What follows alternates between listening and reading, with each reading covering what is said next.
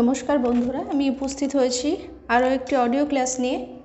West Bengal নবম দশম শ্রেণীর এসএলএসটি ইন্টারভিউ রিলেটেড আমরা যে টপিকটি নিয়ে আজকে আলোচনা করব সেটি হলো ভারতের ভূপ্রকৃতি বা ফিজিওগ্রাফি অফ ইন্ডিয়া। তো এক্ষেত্রে যে প্রশ্নগুলি ইন্টারভিউতে করা হতে পারে সেগুলি নিয়ে আমরা আলোচনা করব এবং তার সম্ভাব্য উত্তর আমরা কিভাবে দিতে পারি তারও একটা বিস্তারিত আলোচনা করব। তো চলুন শুরু করা যাক। আচ্ছা, প্রথম প্রশ্ন যদি এভাবে করা হয়ে থাকে যে হিমালয়কে একটি আনস্টেবল ল্যান্ড বা আনস্টেবল ভূখণ্ড বা অস্থির ভূখণ্ড কেন বলা হয়ে থাকে, আমরা এইভাবে উত্তরটি দিতে পারি যে হিমালয় একটি নবীন ভঙ্গিল পর্বত বা ইয়াং ফোল্ড মাউন্টেন। এটি টেকটনিক পাতের সংঘর্ষের ফলে গঠিত। হিমালয়ে এখনও কিন্তু একটা উত্থানশীল, তার যে উত্থান এখনও কিন্তু ঘটছে। ভারতীয় পাত উত্তর দিকে ইউরেশীয় পাতের দিকে অগ্রসর হচ্ছে, যার ফলে এই অঞ্চলে ঘন ঘন ভূমিকম্প এবং ভূতাত্ত্বিক অস্থিরতা দেখা যায়। জিওলজিক্যাল যে স্ট্রাকচার সেই অনুযায়ী এটি একটি জিওসিনক্লিনাল অঞ্চল থেকে উদ্ভূত। যে পরবর্তী প্রশ্ন যদি এভাবে করা হয়ে থাকে যে পেনিনসুলার ব্লক কি, আমরা এইভাবে উত্তরটি দিতে পারি যে উপদ্বীপীয় মালভূমি মূলত প্রাচীন নিস এবং গ্রানাইট দ্বারা গঠিত। এটি মূলত প্রাচীন গোন্ডোয়ানা ল্যান্ড এর একটি অংশ। ক্যাম্ব্রিয়ান যুগের পর থেকে এটি মূলত সমুদ্রের নিচে যায়নি এবং বড় কোনো টেকটনিক পরিবর্তন ছাড়াই স্থিতিশীল অবস্থা বা স্থির অবস্থাতে রয়েছে। তাই এটিকে ভারতের মোস্ট স্টেবল ল্যান্ডমাস বা সবচেয়ে স্থিতিশীল অংশ বলা হয়ে থাকে। পরবর্তী প্রশ্ন যদি এভাবে করা হয়ে থাকে যে ভারতের সমভূমিকে কেন পলি মাটির দান বলা হয়, আমরা এইভাবে উত্তরটি দিতে পারি যে ভারতের সমভূমি মূলত সিন্ধু, গঙ্গা এবং ব্রহ্মপুত্র নদীর পলি দ্বারা গঠিত। হিমালয় পর্বত থেকে বয়ে আসা নদীগুলি বিপুল পরিমাণ পলি সঞ্চয় করে এই সমভূমি তৈরি করেছে। এর গড় গভীরতা প্রায় 1000 থেকে 2000 মিটার। এটি ভারতের প্রধান কৃষিক্ষেত্র এবং জনঘনত্বপূর্ণ অঞ্চল।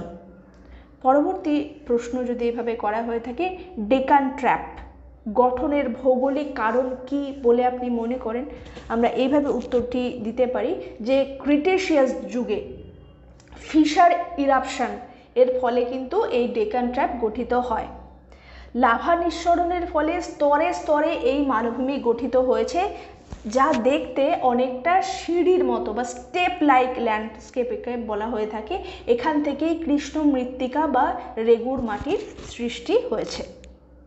পরবর্তী প্রশ্ন যদি এভাবে করা হয়ে থাকে যে পূর্ব ঘাট এবং পশ্চিম ঘাট পর্বতমালার প্রধান পার্থক্য কি, আমরা এইভাবে উত্তরটি দিতে পারি যে পশ্চিমঘাট পর্বতমালা মূলত নিরবিচ্ছিন্ন বা একটি কন্টিনিউয়াস পর্বতমালা এবং পূর্বঘাট কিন্তু একটি বিচ্ছিন্ন বা ডিসকন্টিনিউয়াস।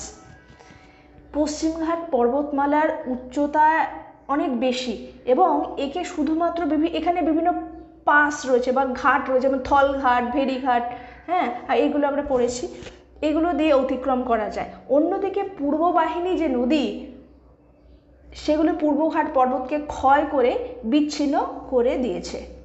পরবর্তী প্রশ্ন যদি এভাবে করা হয়ে থাকে যে দোয়াব বলতে কি বোঝেন, আর সিন্ধু নদীর দোয়াব সম্পর্কে আপনার কি ধারণা রয়েছে, আমরা এইভাবে উত্তরটি দিতে পারি দুটি নদীর মধ্যবর্তী ভূখণ্ডকে দোয়াব বলা হয়ে থাকে। পাঞ্জাব হিমালয়ের পাদদেশে বিয়াস, সতলেজ বা শতদ্রু এবং অন্যান্য নদীর প্রভাবে এখানে বাড়ি দোয়াব, যেটা বাড়ি দোয়াব মানে সেটা বিয়াস এবং রবি, তাই তো, রবি নদীর মধ্যে। রচনা দোয়াব যেটা রবি এবং চেনাব এদের মধ্যে গড়ে উঠেছে। এটি অত্যন্ত উর্বর এবং কৃষির জন্য আদর্শ। পরবর্তী প্রশ্ন যদি এভাবে করা হয়ে থাকে হিমালয়ের অক্ষীয় বাঁক বা সিনটেক্সিয়াল বেন্ড কি, আমরা এইভাবে উত্তরটি দিতে পারি যে হিমালয়ের দুই প্রান্তে কি রয়েছে না, এদিকে রয়েছে নাঙ্গা পর্বত এবং নামচা বারোয়া পর্বতশ্রেণী হঠাৎ করে দক্ষিণে বেঁকে গেছে।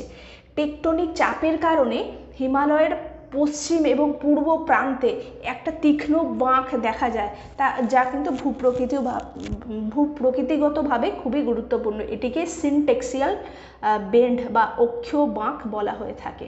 পরবর্তী প্রশ্ন যদি এভাবে করা হয়ে থাকে যে খাদার এবং ভাঙর এর মধ্যে কি পার্থক্য, আমরা এইভাবে উত্তরটি দিতে পারি যে ভাঙর হলো প্রাচীন পলি এবং খাদার হলো নবীন পলি।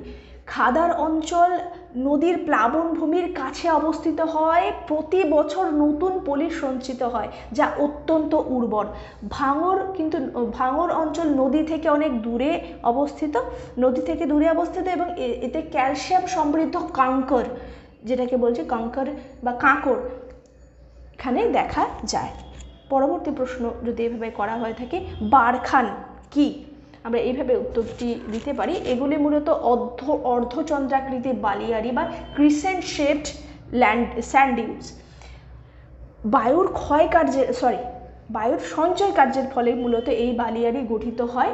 রাজস্থানের জয়সালমের অঞ্চলে এগুলি কিন্তু সবচেয়ে বেশি দেখা যায়। পরবর্তী প্রশ্ন যদি এইভাবে করা হয়ে থাকে যে পশ্চিম উপকূলীয় সমভূমি, এখানে কেন ডেল্টা গঠিত হয় না, আমরা এইভাবে উত্তরটি দিতে পারি যে পশ্চিম বাহিনী নদীগুলি অনেক ছোট এবং দ্রুতগামী। নদীগুলি খাঁড়া ঢালের উপর দিয়ে প্রবাহিত হয় এবং সমুদ্রে এবং মোহনায় এস্চুয়ারি তৈরি করে। এখানে পলি সঞ্চয়ের জন্য যে পর্যাপ্ত সময় এবং স্থান না থাকায় এখানে বদ্বীপ গঠিত হয় না, যেটা কিন্তু পূর্ব বাহিনী নদীগুলিতে যেমন গোদাবরী, কাবেরী, কৃষ্ণা এগুলিতে গঠিত হয়ে থাকে। পরবর্তী প্রশ্ন যদি এভাবে করা হয়ে থাকে ভাভর এই অঞ্চল কেন চাষবাসের অনুপযুক্ত, যেটাকে ভাবর বলছি। এটি মূলত নুড়ি পাথর পূর্ণ একটি সংকীর্ণ অঞ্চল। মোটামুটি এর দৈর্ঘ্য যদি বলি 8 থেকে 10 কিলোমিটার পর্যন্ত হয়ে থাকে। হিমালয়ের পাদদেশে নদীগুলি তাদের যে বয়ে আনা বড় নুড়ি পাথর এখানে জমা করে এবং নদীর জল মাটির নিচ দিয়ে প্রবাহিত হচ্ছে, ডিসঅ্যাপিয়ারিং স্ট্রিম যেটাকে আমরা বলছি। এটা কিন্তু কৃষির জন্য প্রতিকূল। পরবর্তী প্রশ্ন যদি তরাই এই অঞ্চলের বৈশিষ্ট্য কি, আমরা এইভাবে উত্তরটি দিতে পারি এটি ভাভরের দক্ষিণে অবস্থিত একটি জলাভূমিপূর্ণ অঞ্চল। ভাভরের নিচে যে নদীগুলি হারিয়ে গেছিল সেগুলি আবার পুনরায় ভূপৃষ্ঠে ফিরে আসে, ফলে অঞ্চলটি অত্যন্ত স্যাঁতস্যাঁতে এবং ঘন বনভূমিতে আবৃত। পরবর্তী প্রশ্ন যদি এভাবে করা হয়ে থাকে যে সেন্ট্রাল হাইল্যান্ডস বা এটাকে এর বাংলা কি বলবো, মধ্য উচ্চভূমি, এরকম সেন্ট্রাল হাইল্যান্ডস কিভাবে ভারতের জলবিভাজিকা হিসাবে কাজ করে, আমরা এইভাবে উত্তরটি দিতে পারি এই সেন্ট্রাল হাইল্যান্ডস এটি মূলত নর্মদা নদীর উত্তরে অবস্থিত একটি মালভূমি অঞ্চল। বিন্ধ্য পর্বতমালা এবং এর সংলগ্ন যে উচ্চভূমি উত্তর ভারতের নদী এবং দক্ষিণ ভারতের নদীগুলির মধ্যে একটি সীমানা হিসাবে কাজ করে, যা মূলত একটি জলবিভাজিকা বা ওয়াটার ডিভাইড আমরা বলতে পারি। তাহলে বিন্ধ্য পর্বতমালা কিন্তু উত্তর ভারতের নদী এবং দক্ষিণ ভারতের যে নদী তার মধ্যে একটা ওয়াটার শেড বা জলবিভাজিকা হিসাবে ওয়াটার ডিভাইড বা জলবিভাজিকা হিসাবে কাজ করে। পরবর্তী প্রশ্ন যদি এভাবে করা হয়ে থাকে যে হিমালয়ের দুন উপত্যকা এটি কিভাবে গঠিত হয়, আমরা এইভাবে উত্তরটি দিতে পারি এটি মূলত শিবালিক এবং হিমালয়ের মধ্যে অবস্থিত অনুদৈর্ঘ্য উপত্যকা বা লঙ্গিচুডিনাল ভ্যালিজ। নদীর সঞ্চয় কার্যের ফলে এই উপত্যকাগুলি পলি দ্বারা পূর্ণ হয়ে সমতল ভূমিতে পরিণত হয়েছে, যেমন দেরাদুনের কথা আমরা বলতে পারি। পরবর্তী প্রশ্ন যদি এভাবে করা হয়ে থাকে যে কারেওয়া এই মৃত্তিকা কেন বিখ্যাত, আমরা এইভাবে উত্তরটি দিতে পারি এটি কাশ্মীর হিমালয়ের একটি হ্রদজাত সঞ্চয় বা ল্যাকেস্ট্রাইন ডিপোজিটস আমরা বলতে পারি। এই মাটিতে জাফরান বা স্যাফরন সেটিকে অত্যন্ত ভালো চাষ হয়ে থাকে এর, যা ভারতের একটি অনন্য, এটা কিন্তু ভারতের আর কোথাও চাষ হয়ে থাকে না, তাই একটা বিশেষ ভৌগোলিক বৈশিষ্ট্য এই কারেওয়া মৃত্তিকা। পরবর্তী প্রশ্ন যদি এভাবে করা হয়ে থাকে মালনাদ এবং ময়দান এর পার্থক্য কি, আমরা এইভাবে উত্তরটি দিতে পারি কর্ণাটক মালভূমির পশ্চিমের যে পাহাড়ি অংশ সেটি মালনাদ নামে পরিচিত এবং পূর্বের সমতল অংশ ময়দান নামে পরিচিত। মালনাদ মানে সেটা পাহাড়ি দেশ যা ল্যাটেরাইট সমৃদ্ধ এবং ঘন অরণ্যে ঢাকা। অন্যদিকে ময়দান হলো মৃদু তরঙ্গায়িত একটি সমভূমি। পরবর্তী প্রশ্ন যদি এভাবে করা হয়ে থাকে যে ভারতের দ্বীপপুঞ্জ যে রয়েছে আন্দামান এবং নিকোবর দ্বীপপুঞ্জ, এদের উৎপত্তিগত পার্থক্য কী? আর আরেকটি যে দ্বীপপুঞ্জ রয়েছে লাক্ষা দ্বীপপুঞ্জ, এই দুইয়ের উৎপত্তিগত কি পার্থক্য দেখা যায়? আমরা এভাবে উত্তরটি দিতে পারি যে আন্দামান নিকোবর মূলত পর্বতশ্রেণীর মানে একটি নিমজ্জিত পর্বতের বা সাবমার্জড মাউন্টেনের একটি উত্থিত অংশ আমরা বলতে পারি। অন্যদিকে লাক্ষাদ্বীপ মূলত একটি কোরাল বা প্রবাল দ্বারা গঠিত। আন্দামান নিকোবর মূলত টারশিয়ারি যুগের ভঙ্গিল পর্বতের একটি অংশ, আর লাক্ষাদ্বীপ হলো অ্যাটল জাতীয় একটি প্রবাল দ্বীপ। পরবর্তী প্রশ্ন যদি এভাবে করা হয়ে থাকে যে হিমালয়ের নদীগুলির ভি আকৃতির উপত্যকা এবং গিরিখাত কেন দেখা যায়?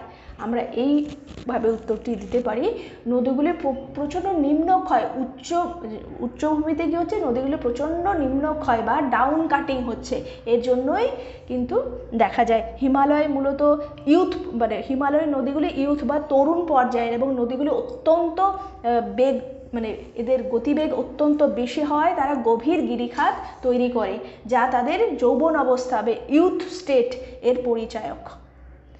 পরবর্তী প্রশ্ন যদি এভাবে করা হয়ে থাকে, মেঘালয়ের মালভূমি কেন হিমালয়ের অংশ নয়? আমরা এইভাবে উত্তরটি দিতে পারি, এটি মূলত উপদ্বীপীয় মালভূমি বা পেনিনসুলার প্লেটুর একটি বর্ধিত অংশ। মালদহ ফাটল বা যেটাকে বলছি মালদা ফল্ট বা গারো রাজমহল গ্যাপের মাধ্যমে এটি মূল মালভূমি থেকে বিচ্ছিন্ন হয়ে পড়েছে। এর শিলা গঠন উপদ্বীপীয় ব্লকের সাথে কিন্তু মিলে যায়, তাই এটি হিমালয়ের অংশ একেবারেই নয়। পরবর্তী প্রশ্ন এভাবে যদি করা হয়ে থাকে যে মালদা গ্যাপ বা মালদা ফল্ট বলতে কি বোঝেন? আমরা এইভাবে উত্তরটি দিতে পারি, এটি একটি ফল্ট বা চ্যুতি যা রাজমহল পাহাড় এবং মেঘালয় মালভূমিকে আলাদা করেছে। গঙ্গা ও ব্রহ্মপুত্র নদীর সঞ্চিত পলি সঞ্চয়ের ফলে নদীর পলি সঞ্চয়ের ফলে এই ফাটলটি বর্তমানে একটি সমভূমি অঞ্চলে পরিণত হয়েছে, যা পশ্চিমবঙ্গ এবং বাংলাদেশের মধ্যে অবস্থিত। বন্ধুরা, আজকে আমাদের আলোচনা এখানেই শেষ করছি। পরবর্তী অডিও ক্লাসের জন্য অবশ্যই সঙ্গে থাকুন। ধন্যবাদ।